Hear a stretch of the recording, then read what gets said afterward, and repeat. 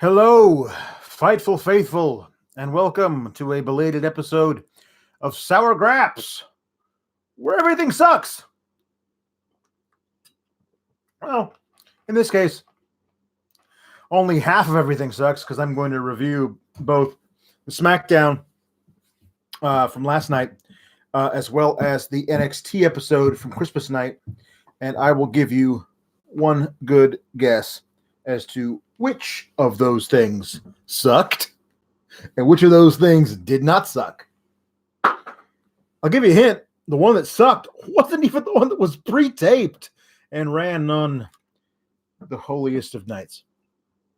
Hope everybody had a wonderful Christmas, if that's what you celebrate. Also, I guess Hanukkah's going on right now and Kwanzaa, so whatever you're into, maybe you worship Cthulhu.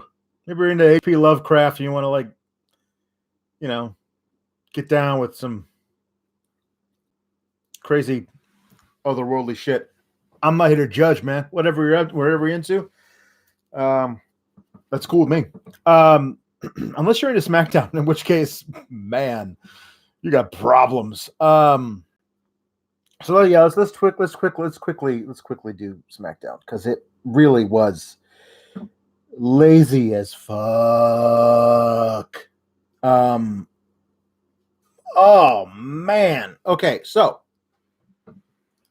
remember when we loved Elias? Back when he used to wear a kimono and the things that he said were funny. He made a great joke about the Seattle Supersonics not being in Seattle anymore, and it was funny. I mean, maybe not for Sonics fans, but I mean, take a joke. However, he was a heel then. We all were like, God, we would love to cheer this guy. And they were like, okay, we'll make him babyface. Now he's just going to do really mean-spirited shit, and not funny at all. So he comes out, he starts this whole thing out with, he starts one of his little deals. He goes, but he plays his song. It's got another stupid Bayley's haircut joke. Like, she got a haircut. It looks fine on her. Like, she used to rock the side pony. Okay? It wasn't like she was a maven of fashion before. The haircut she's got now is fine. You insulting it over and over again. Do you not realize that most moms of the kids who watch your program that you're trying to get to buy their children merch,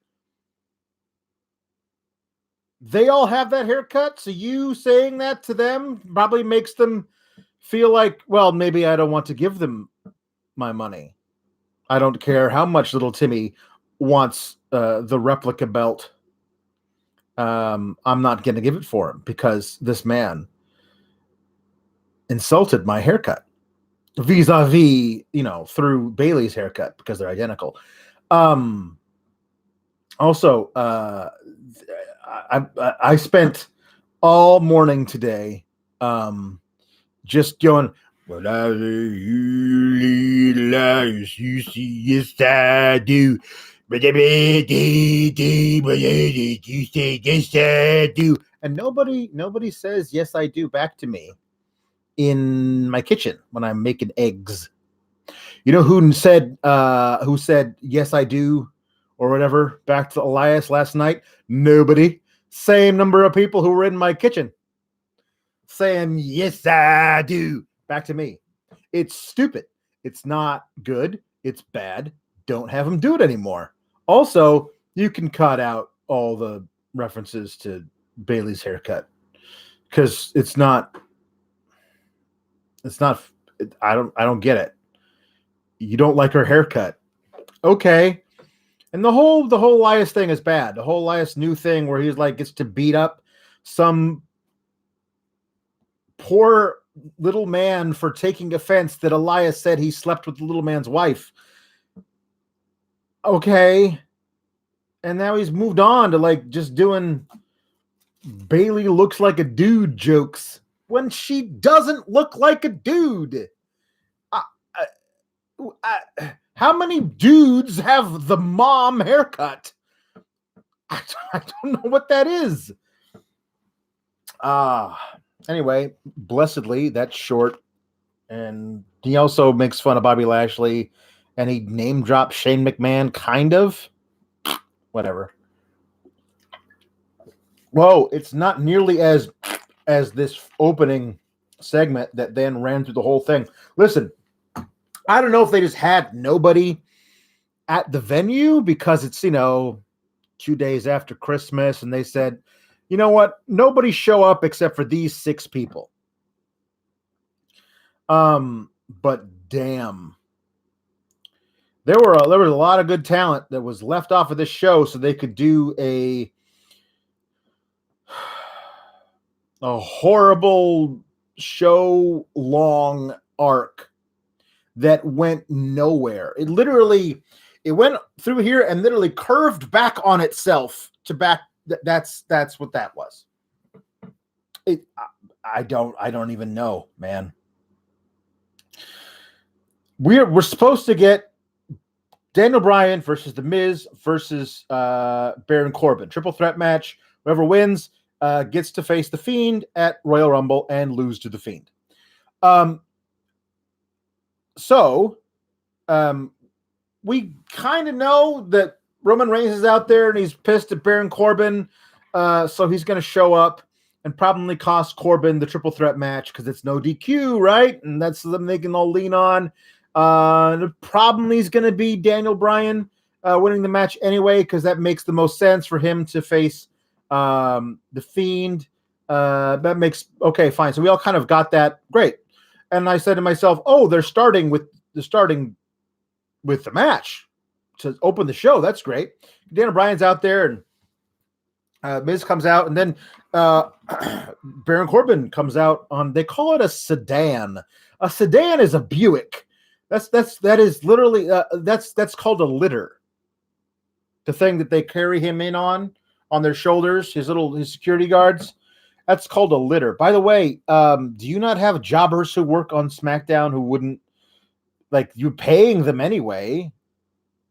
Could they not do the same thing as your security guards who are, obviously just dudes from whatever city you happen to be in? Like the Detroit dudes aren't the same dudes as the Brooklyn dudes or whatever. It's like, whatever. So yeah, they bring him in on his litter. He's like, but you guys, we shouldn't even do this because I'm the only one who deserves to be in the thing because I am a literal king. I am a king. I'm a monarch. I am a king because I beat the big dog 2 times. So I'm a king. I'm a king. Look at me. Nobody beats the Wiz because nobody beats me. I'm the king. It's dumb. And then Roman Reigns shows up early. I figured he was going to, show up during the match and beat up Baron Corbin. Then he does later, but we'll get to that. So yeah, he does that now, and so they don't have the match. Like Baron Corbin runs away, and then later you see him talking to Adam Pearce because there's no other authority figures on SmackDown other than Adam Pearce. And he's like, we're not going to have this match. We can't have the matches we postponed. There's a big dog on the loose, and I can't possibly wrestle knowing that there's a big dog somewhere in the arena. We're not going to do this. No, I say no. And they were like, well, we're going to have the match anyway. It's just, if you don't want to be in it, you don't have to be. We're going to do a singles match. And eventually they do a singles match. But we'll get to that. This is the thing. When Roman shows up, the security guys drop Baron off the litter, not a sedan, a litter. It's not an Oldsmobile Cutlass. It's a litter. He he falls off, and Michael Cole sells it like it's the damn Hindenburg. Oh, the humanity! The king fell off his sedan. Oh no! I mean, I don't think he's being ironic. If he is, it's hilarious. He's not, though. Vince McMahon told him to make sure it sounds like a horrible thing has happened.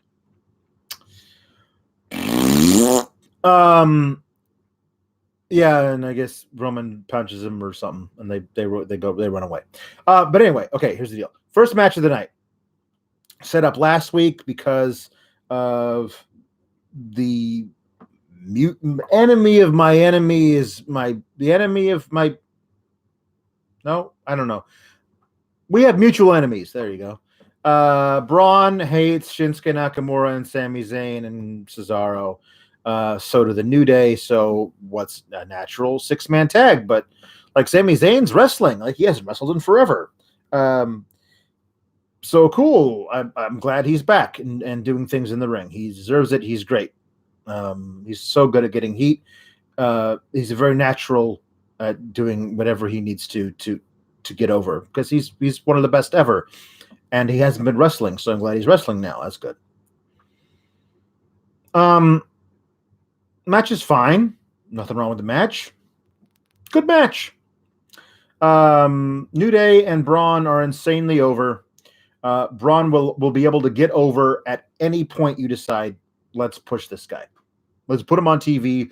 Let him do stuff. He's going to get over.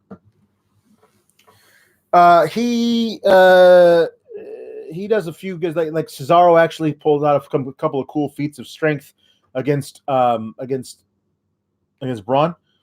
I'm looking forward to a real hard-fought one-on-one match between Braun and Cesaro because if there's anybody who can actually pick up Braun and heave him somewhere, it's Cesaro. That dude's incredibly strong. But yeah, Braun picks up the win by hitting the power slam on Nakamura, I believe. Oh my God, Braun Strowman has been the Intercontinental Champion. What does this mean for his momentum? Heading into the first week of January, the Royal Rumble's around the corner. What's going to happen? The intrigue. Okay, I mean, yeah, sure. Give Braun Strowman a title match versus Nakamura for the Intercontinental title. Will he win it? I don't know. If he does, that's something. You could do something with him. You could do anything with him. He's incredibly over. He's a giant man who the crowd loves to see throw things around. That's hard to come by. You know? He's insanely over and he's huge. Do something with him. Here's what they did with him. They had him dance. The New Day exhorted him to dance to the New Day's music. I did like they were playing Braun's music, and Kofi got him like, no, stop the scary music. Stop the scary music. Raw! No, stop the scary music. Let's play the good music. Our music. Hey, big man, dance. And Braun's like, should I do it? Should I dance? Okay. Normally I say get these hands, now get these hips as I dance, and I do the thing where it looks like I'm smacking somebody in the butt, and I dance, and I move my arms kind of weird, and then he does this thing, which is admirable for a large dude. He does the like hand behind the head, and then you grab your ankle, and you move your knee back and forth thing. That was, I did not think he could do that, because good for Braun Strowman.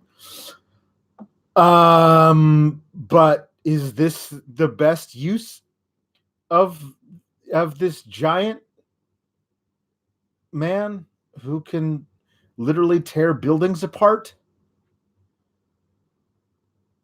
Is to make him a sideshow? Look at the big man dance.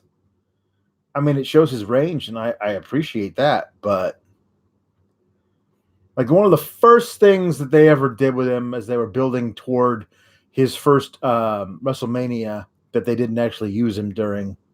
He was just in the damn. That was his first WrestleMania, I guess. But like the second one when he was really built. They had him in the battle royal, whatever, but they promote him by like I did an article on this on Fightful. You could look it up. It's a dissection of this video that they did where Braun Strowman went out into the woods and he used a hammer made out of a tree trunk to hit other trees until they fell over. I mean, he's Paul Bunyan come to life. You could do so much with him that's really fun and interesting, and or you know, maybe this is fun and interesting to people. Him dancing like a fool, whatever. You know, the thing is that you already have a big dude with the beard, who you're portraying as a buffoon on the show. In Otis, you don't need to make your other big dude. I mean, granted, like I think Braun is like 7 inches on Otis, but you don't need to make him into a fool as well. Speaking of Otis gave Mandy Rose. It was a fruitcake. This is my mom's special fruitcake that she made especially for you because she knows that I like you. So thank you. You could have the fruitcake my mommy made me. It's cute. It's cute, but they're making him do a very childlike simpleton thing, you know. I mean, believe me, this is much better than what he was when he first got on SmackDown, which was he was like, "You pretty lady, come to mama, come to the papa, pretty lady." I did not like that. That was not good. So this is better. I mean, I suppose if he's like this big fat dork who can't talk to girls, like he's never figured that out, as that's part of his thing. And you know, there's a lot of like 12-year-old boys in your audience who are like, yeah, I don't know how to talk to the hot girl at my school either. Maybe I should have my mom make her a fruitcake. Later in the night, he gives her the fruitcake, and he apologizes that he got it. I'm sorry you got my sweat all over your nice purty dress. She's like, it's okay, it happens. So like Mandy Rose is very gentle with him, very nice to him. Later in the episode, Mandy is being openly hit on by Dolph Ziggler, who's the douchiest douche who ever douched. Like if he's douchier than a literal box of Summer's Eve. If you ever get that not so fresh feeling, try Dolph Ziggler. Available in vinegar or whatever. Like, look it up. Google old Summer's Eve commercials, kids. Douching was a big deal back in the day. He's a douche. Yeah, he's a douchey jock, and so he's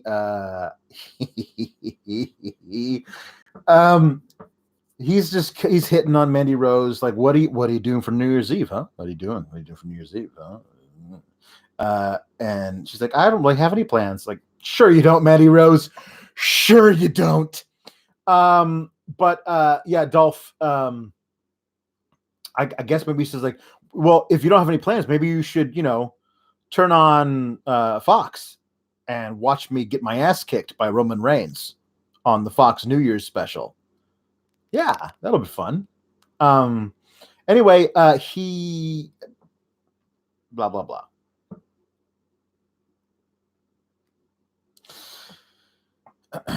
He says, "Oh, you don't want that fruitcake from Otis because I think he gave it to everybody in the locker room," which is a lie. You're a liar, Dolph. Plus, he like takes some icing off of the top of it. She's like, "What are you doing?" He's like, "It's okay. I'm just touching it." You just put your finger in this holiday gift, and now she can't eat it because you got your germs all over it, you douche. And then he's like, "I'm gonna put this on the floor for no reason," and then literally he steps on it. Like, you could have thrown it on the floor and smashed it that way. Instead, now you got your Jordans all Cakey. Douche. So yeah, he steps on the cake that Otis's mom made for Mandy, and then later Otis comes by and he sees the cake all smushed, and he gets on both knees. He's very upset. I don't know if he thinks Mandy did it or if he's supposed to be all forlorn, but listen, I mean, if Otis gets over by beating up Dolph Ziggler, that's fine, whatever. I mean, it's ultimately harmless, but I just hope that I just don't know, man. I don't trust them to not have it be like Mandy ultimately chooses Dolph, because she couldn't possibly be with a guy who looks like Otis in the mind of, McMahon. So naturally she's going to choose Dolph over Otis, I guess. I don't know. Boy, it'll sure be fun to watch Dolph get his ass kicked by Roman Reigns, huh? But that's the 14th time that's happened this week. Weird stuff. Here's interesting. This would be interesting for me for a reason.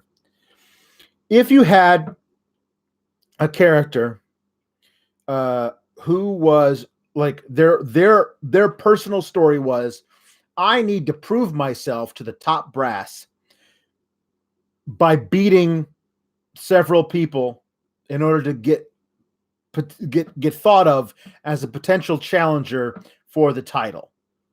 If that is that person's story, and that story intersects with two other people who are an erstwhile tag team and maybe are primed for a falling out and want to prove to the other one within that team that they can do things on their own without them, or something to that effect. And then those two storylines intersect by having the first storyline, the person who's trying to prove themselves by winning matches, win matches over the other people who were involved. Well, that furthers both storylines, and that's good storytelling. If you have the B story there, the erstwhile tag team, who might be primed for a falling out, who are losing matches because they can't seem to get the other person to back them up in the proper way. If you have that going on, but the person that they're losing those matches to has literally nothing going on whatsoever. She hasn't been on TV in months. They don't know what to do with her. She's just building momentum for what we don't know. That's bad storytelling, lazy storytelling, stupid storytelling. It's WWE storytelling. Carmella beating Sonya Deville last week out of the fucking blue. Okay, great. Good to have you back, Mella. We thought you were hiding somewhere with R-Truth, because that's the last place we saw you. Good to have you back. But I don't know if you should be squashing Sonya Deville.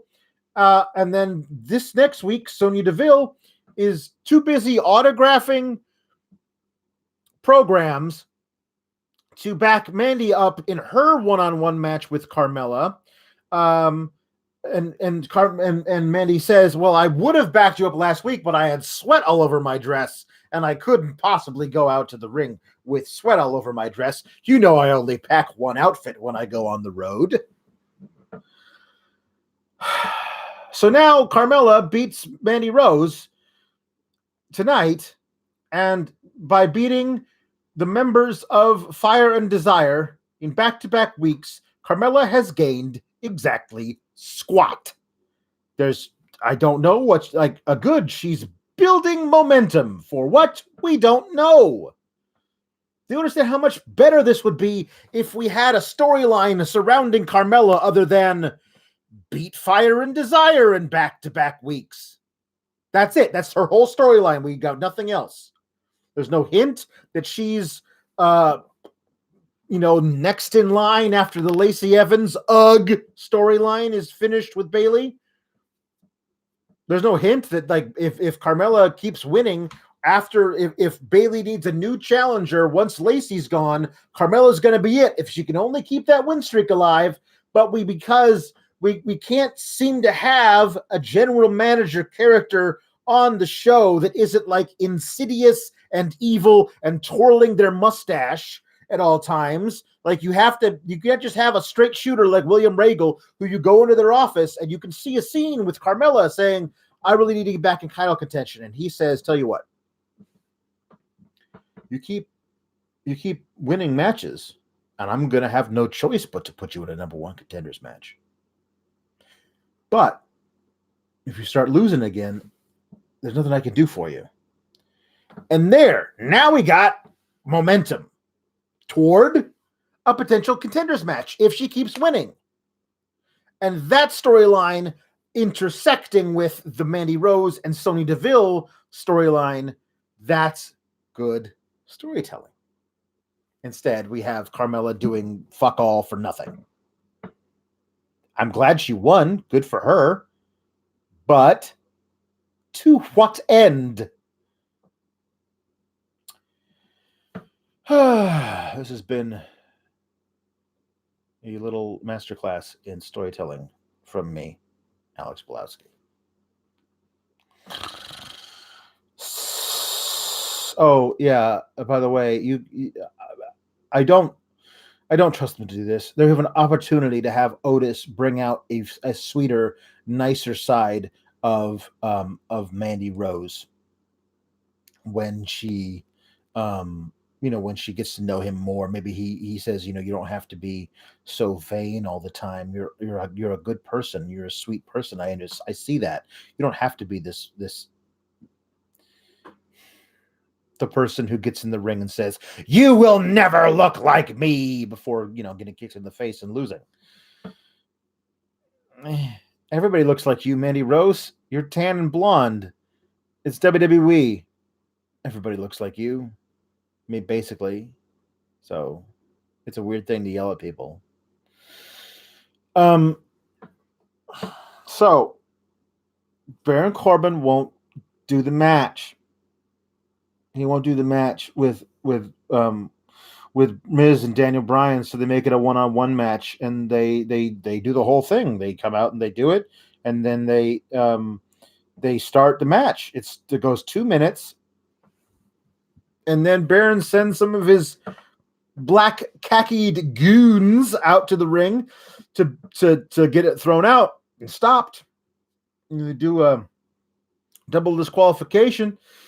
And then they cut to backstage and it's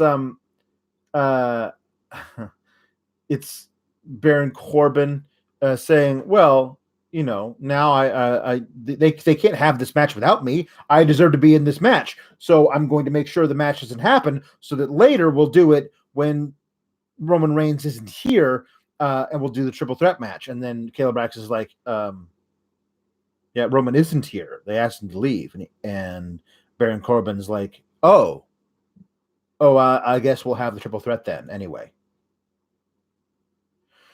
Okay, so if you're scoring at home, it was going to be a triple threat match to open the show.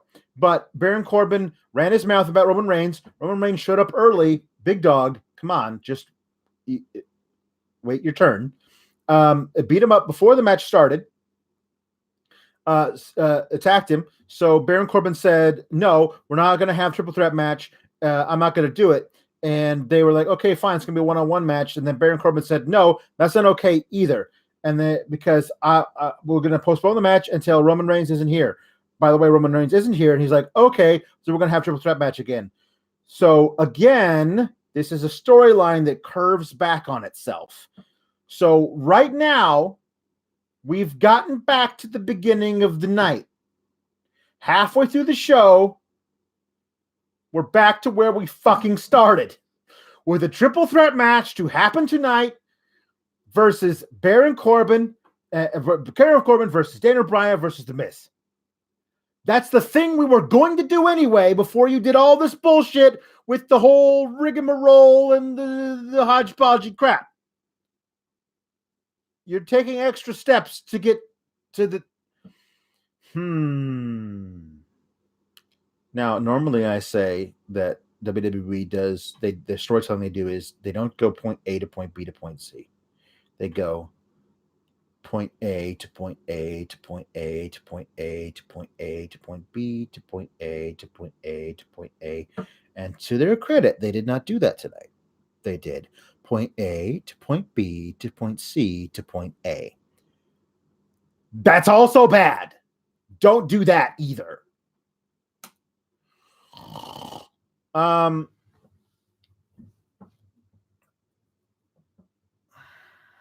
So a couple of promos. Sheamus, you can come out of the dark room now where you're backlit by a red light. We know it's you. We know it's you, Sheamus. Welcome back. We're glad to have you. Come out of the room and have a match now. Stop giving the essentially same promo every week over and over again. It's bad.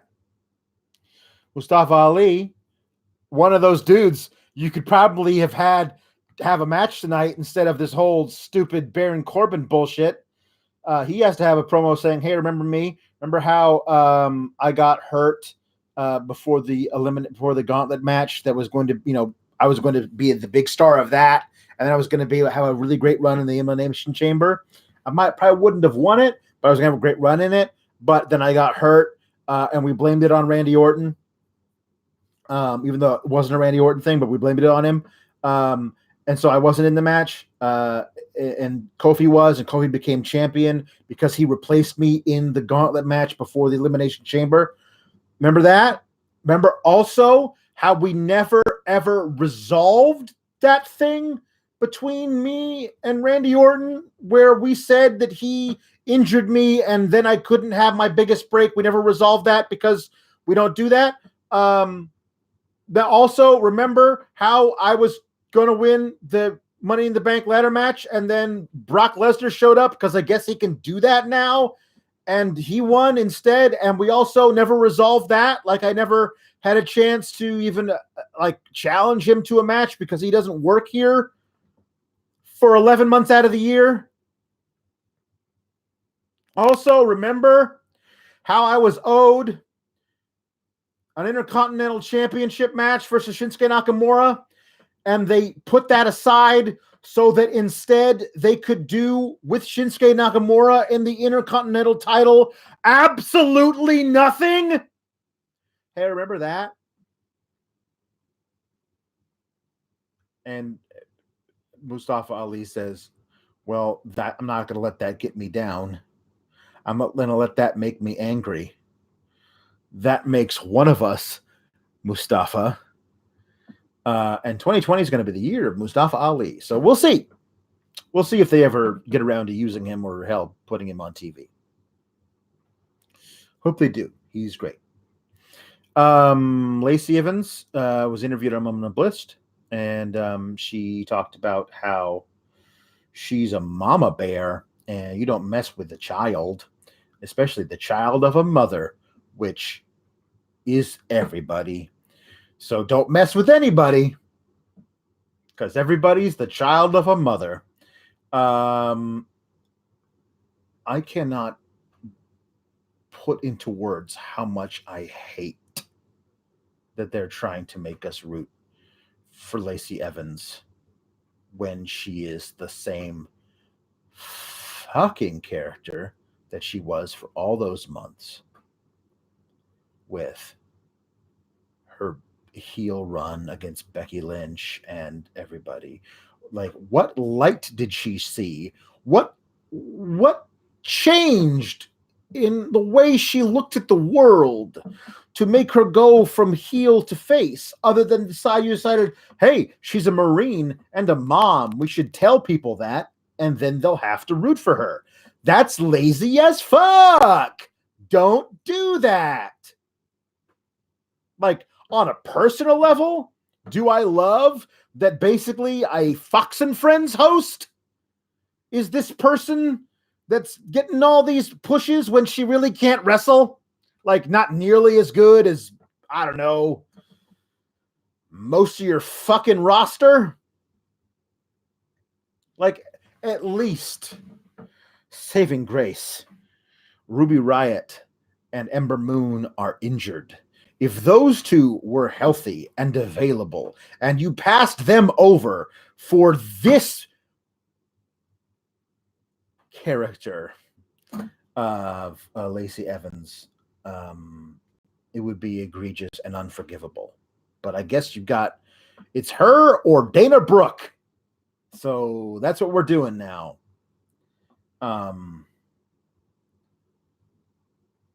If you think for a second they wouldn't have had Lacey Evans say something horrible about the daughter of Becky Lynch, if Becky Lynch had a daughter back in the summer when Lacey Evans was feuding with her, if you think they wouldn't have had Lacey Evans say something horrible about Becky Lynch's hypothetical daughter, of course they would have. That's what heels do in WWE. So the idea, like, no, you crossed a line when you talk about my daughter. It's lazy and stupid, and just give us a reason why we're supposed to care. Being a former Marine and a mother, and that's it, is not a reason to root for somebody. How do you treat people? How, what is your story beyond? I enlisted in the armed forces and I have working ovaries. What is your story? Why? Why do we care? Whatever. Sasha Banks and Bayley defeated Lacey Evans and Dana Brooke because Dana Brooke is only there so that she can tap out and take pinfalls in this feud.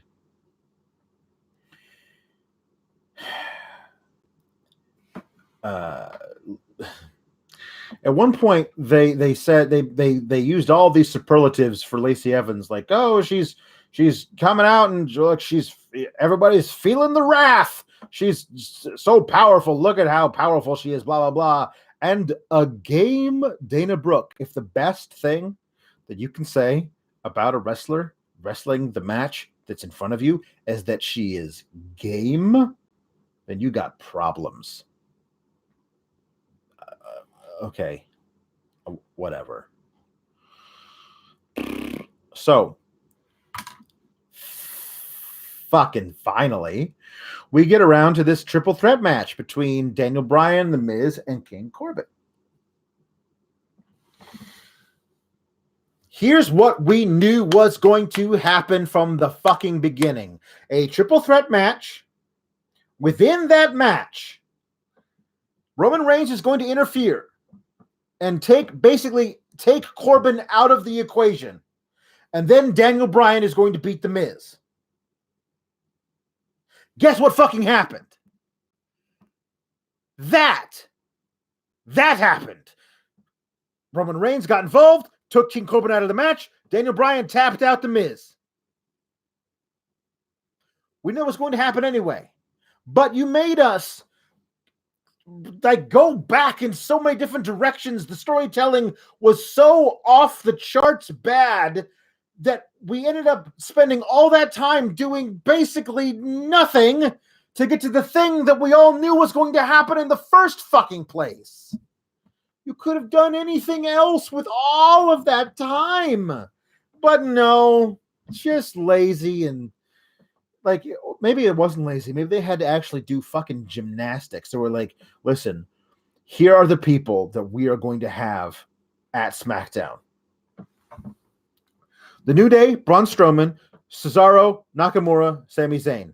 Mandy Rose, just Otis. Tucker's not going to be there. He's got something like whatever. Maybe that's what they're saying. Tucker's not there, just Otis. Mandy Rose is there, but she's not cleared to wrestle. No, Mandy Rose is cleared to wrestle. Sonya Deville's not. She tweaked or something in her neck. She'll be fine. But she's not cleared to wrestle. So just Mandy. Carmella's there. Dana Brooke, Lacey Evans. Bliss and Cross are there. We're assuming they're okay to work, but they're not allowed to have a match. Banks, Bayley, and then the three guys in the main event. Oh, and Dolph Ziggler. He's there, too.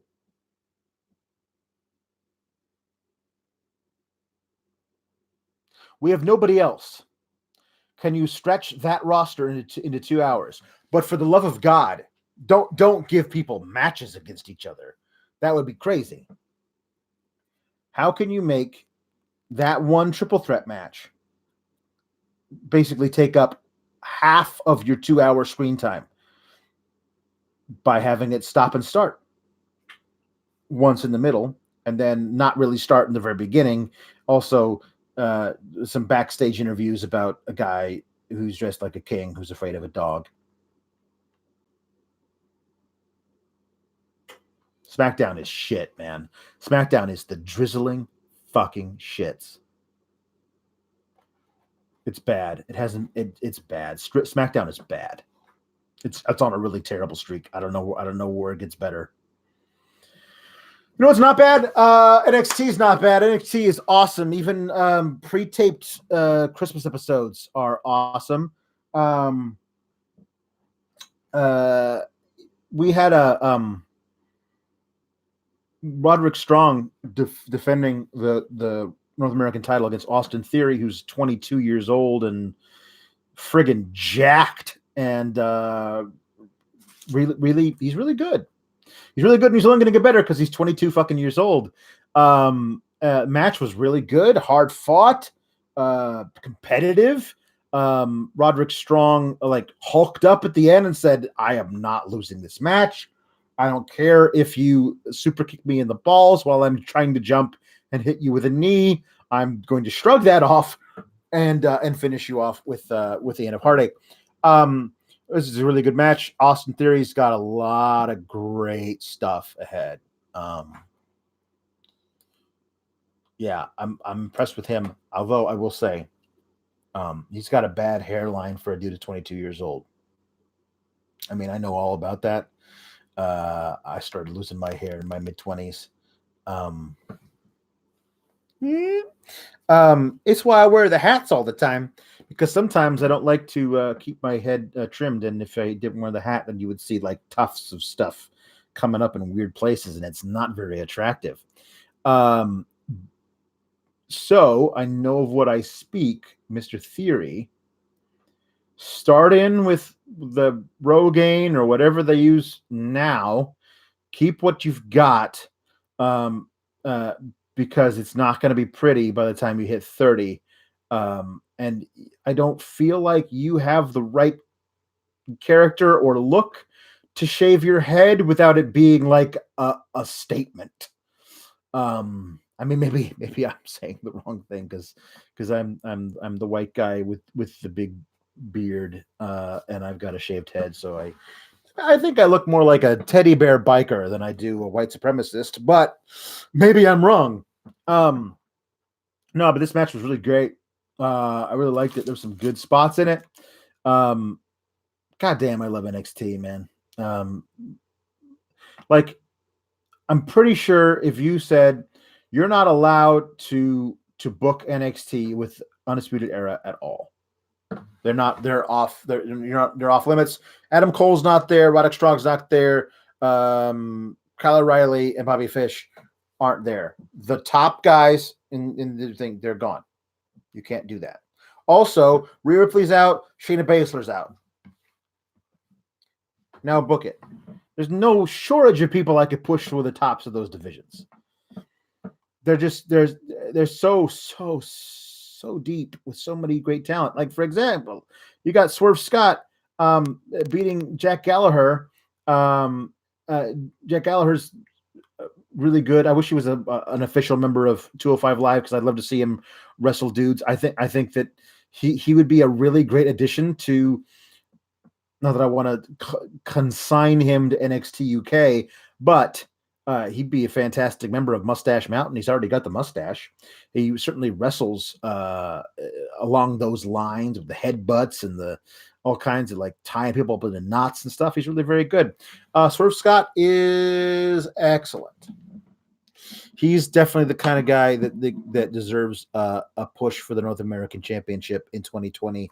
He's very, very, very, very, very talented. At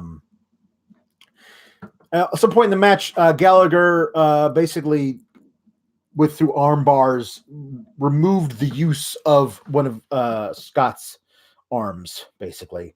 So Scott, quote unquote, broke Gallagher's arm by like stomping on it backwards, like pulling it back, and like so it was like, you know, reaching around behind him, and they like stomped on it. It looked pretty brutal, and then he kicked him in the back of the head. So ouch. This is really good. I like this match a lot. I think Swift Scott, like I said, is poised to do really well. Candice LeRae defeated Taynara. Taynara is improving. She's just got to get better at the stuff in the middle. There's a lot of this. This is something that comes right from, you know, where I made my bones for many years working on the stage and teaching actors how to act. Acting is not when you get to say your line and do the thing that you do. When you're not talking and you're on stage, you're still acting. You're still there. You still have to play the character. And you'd be surprised how many beginning actors don't understand that. Like in movies, if the camera's not on you, you're probably literally not there. You might be in your trailer while they're doing close-ups to the other actor, but in plays, you're on stage, so be the character. And I think Taynara has a problem, like when she's not actually doing a move or having the move done to her, but like in the middle between the stuff, she's like trying to remember what the next move is, and you can kind of visibly see her gears turning. I think that she's going to get over that. If she doesn't, well, then I don't know where her ceiling could possibly be. It's not going to be much higher than it is right now. But she's got an interesting look. I love the idea of the cocky Brazilian judoka. Sure. Candice LeRae's great. She's going to be great. She deserves a decent sized push. She's one of the women. If they put her on SmackDown tomorrow, she's immediately better than everybody except for Bayley and Sasha. I think she's right at the same level as them, but she's better than everybody else on SmackDown. SmackDown is bereft of women's talent. If you have to push Lacey Evans as a goddamn babyface, you have nobody on your roster. Dominic Dijakovic, he's Dijak. He's a very big dude. He's very tall. He's very strong. He's not as wide as Bronson Reed, but Bronson Reed is also very good. I like him a lot. He had this great move where he was like on the second rope, like seated on the top turnbuckle, and Dijak ran at him, and he just hit him with a thuzz press off the second rope, and it looked really, really brutal. The choke slam bomb seemed to work as a finisher for Dijak. I don't think he could have done a feast your eyes on a guy like Bronson Reed. It was good. A lot of these matches, the Swerve Scott and the Dijak ones,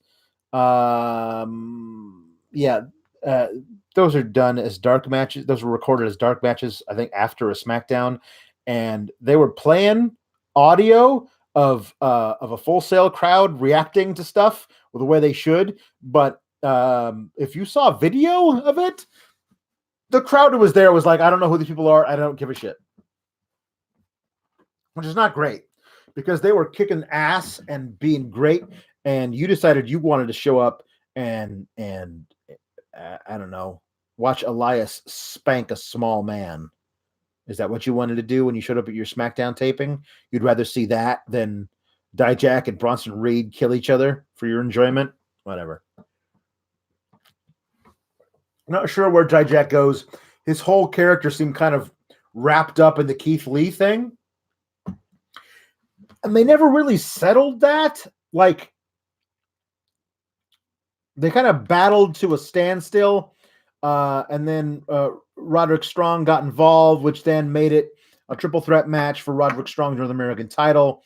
And Roddy won that. But it kind of only brought Dijak and Keith Lee together, so they were on the same team for War Games. But are they friends now? Are they back to being enemies? Is Dijak not even involved in the Keith Lee thing because Keith Lee's kind of gone beyond him? I don't know. But I do like Dijak. I think that if Undisputed Era were to feel like they needed some muscle for their group, some like a hired goon, I think Dijak would be great. Just like because he's twice the size of Bobby Fish. So I think that's really cool that like they could actually, like say we hired this guy to watch our backs and beat you up, Keith Lee, in case Keith Lee is coming for the title. Yeah.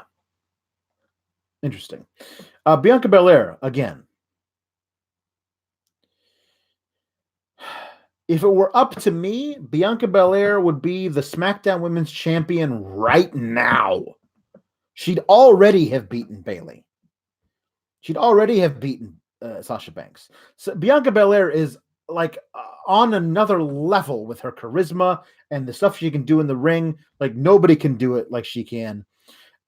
She's not a great promo, but she doesn't have to be. All she's got to do is just make those faces and say like, I'm better than you are, and then that's it. We're like, yes, I agree. Look at you. She's fantastic. Yeah, she's another one. Like I mean, not that I want her to be on SmackDown because again, SmackDown is shit and the writers there are shit, but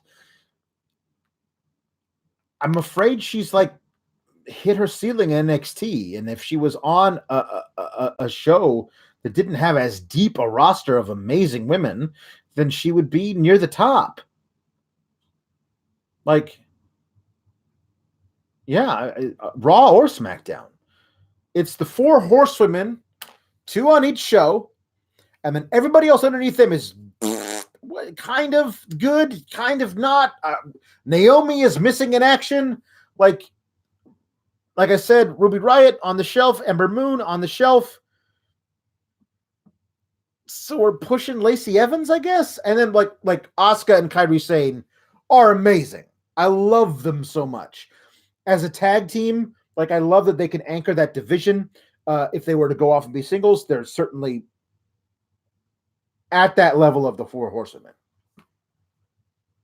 But in NXT, you got, as the aforementioned, Candice LeRae, Bianca Belair, Io Shirai, to name a few, who could just jump up to the main roster to go over from Wednesdays to either Monday or Friday, and tear shit up, be at the same level as those top women on those divisions. And down in NXT, I don't know what they go. I think now they put the title on Rhea Ripley. I don't think they're taking it off anytime soon. So whoever gets in a feud with her is going to wind up worse by comparison, because they're going to lose that feud with Rhea Ripley. The match might be great, but they're not going to look great after the end of the feud. I don't think. Anyway, she beats Shotzi Blackheart. Shotzi Blackheart has a totally different look. She totally works as a different thing. Bianca makes her look great, sells her offense like nuts. I love when Bianca Belair underestimates the person that she is fighting against, and that person gets in some good shots, and it just makes Bianca angry. I think that's a really great moment in Bianca Belair matches. I love those. Say hello to your, I'm gonna say finalists of the Dusty Classic this year. Keith Lee and Lio Rush, team them up, have them go deep in the tournament. I don't know that they would win it. I don't know who would be in the other bracket if the Undisputed Era are in the tournament as they have been in the past, or if the prize of the tournament is a match with Undisputed Era. I'm not sure how that's going to work. They haven't announced that yet. But yes, team up Keith Lee and Lio Rush, have them run deep in the tournament. They're a delight to watch. it really does look like too insanely charismatic, like a little brother who just wants to prove to his big brother that he can do all the fun stuff. This is really great. Damian Priest, I think, picked a name out of a hat to be his tag team partner. This was a lot of fun. Keith Lee wearing the Santa hat and doing a reprise of his rise up behind the turnbuckle, like when he attacked Finn that one time. Now he's doing it to Damian Priest, but this time Keith Lee's wearing a Santa hat. That's all great. All of it was great. This is a really good, fun match to watch. This whole episode was just good match, and pack thrown in there was a pretty decent little video promo introducing us for the first time. It seems kind of backwards since they should have introduced us to him years ago, of Arturo Huas. It's spelled with an R at the beginning, but apparently is pronounced with an H at the beginning. Arturo Huas, who used to be known as Adrian Jaoud or something like that. I'm not really sure how to pronounce the last name. But he's been with NXT for years, and they're finally doing something with him that merits a video package. We talked about he was born in Lebanon in the middle of a civil war. Yeah, that's interesting. And then he's a black belt in like 75 different martial arts. Okay. All I've seen him do on TV is get pretty handily defeated by Matt Riddle. Like, if he's a black belt in all these things, like, you should put him on TV and let him do stuff. Like, it would be kind of cool if you had a guy who was a martial artist, a real martial artist, and like he was a hired assassin. Like, he just hurts people because he likes it. That would be a guy for Adam Cole to like literally pay money to take out his opponents. I think that would be kind of fun. I mean, basically, you have this dude who's I guess Steve Blackman from 1999, but you know, Lebanese, in a black belt and all these friggin' awesome things. Like, he's a master at capoeira, which is like breakdance fighting. Let's do some of that. So, yeah. I mean, 2020 looks awesome for NXT. There's so many great guys, and as I said, they're so deep. If anybody gets injured, God forbid, there's anybody else can step up and take their place. They're so deep with so much talent.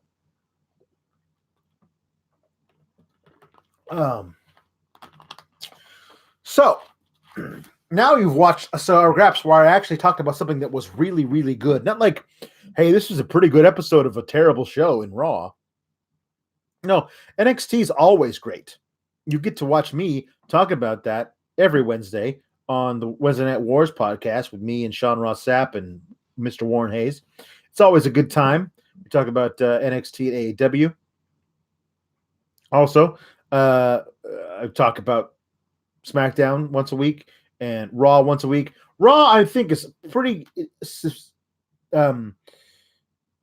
standard, almost always on Monday nights, late Monday nights.